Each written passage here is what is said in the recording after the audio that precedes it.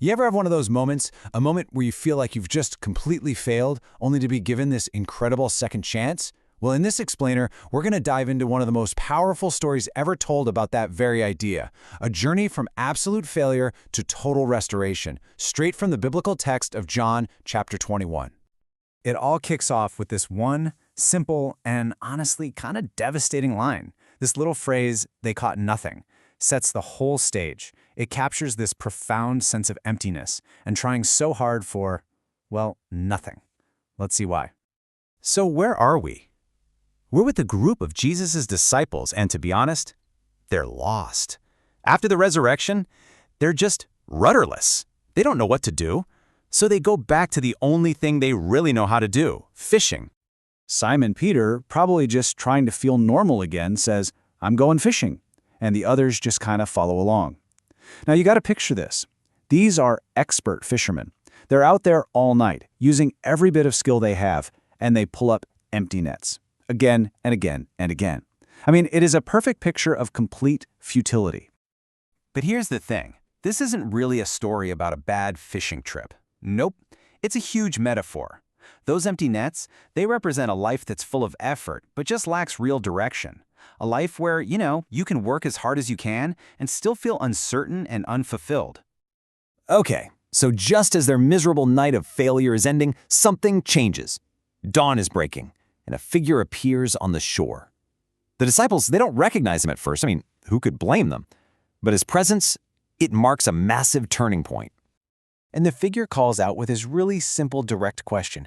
Notice what he doesn't do. He doesn't scold them or say, "You're doing it wrong." It's a question of pure care. He just sees their need, and their simple, honest answer, "No," opens the door for everything that happens next.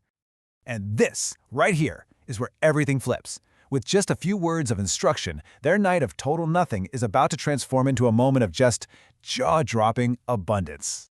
Now think about how ridiculous this must have sounded. These guys are professionals. They've been trying everything all night long. And this stranger says, "Hey, just try the other side of the boat." It seems absurd. But they're exhausted, they're empty-handed, so what the heck? They do it. The result is instantaneous and just staggering. The net fills up with so many fish that these strong, capable fishermen can't even haul it into the boat.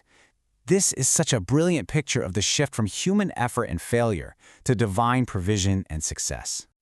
And the story gets so specific here, it's wild. There were exactly 153 large fish. So why that number?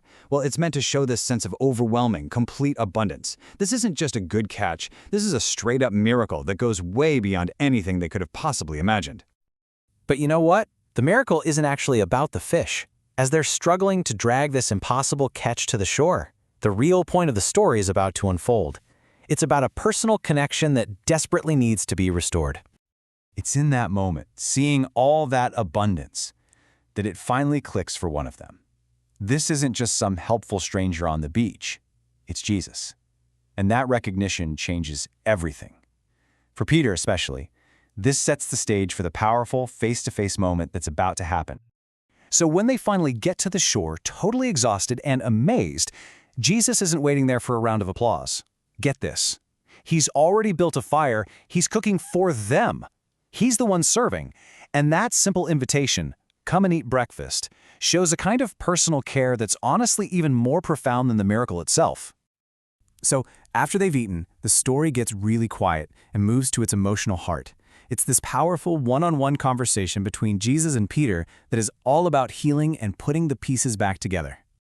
Okay, so to really get what's about to happen, you have to remember Peter's biggest, most painful failure.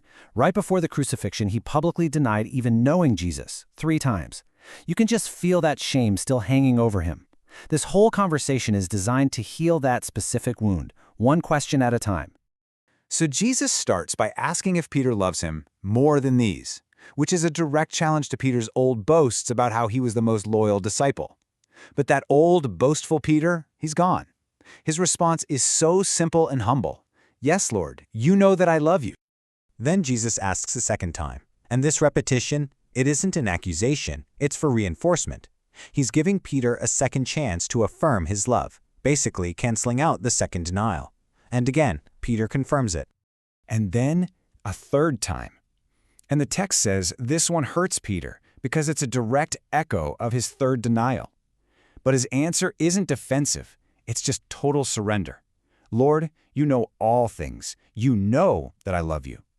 And in that moment, you just know the healing is complete. So now that the relationship is restored, the mission can be renewed. See, this isn't just about making Peter feel better. It's about giving him a brand new purpose. And this path to a new purpose follows this really clear three-step pattern. First, the relationship is restored with the question, do you love me? Second, a duty is assigned, feed my sheep. And finally, that original commitment is totally renewed with this simple, profound command. The very same words that first called Peter away from his fishing nets are used again to call him out of his failure and straight into a renewed future. It's just beautiful. When you step back, you see that this entire story is basically a powerful template.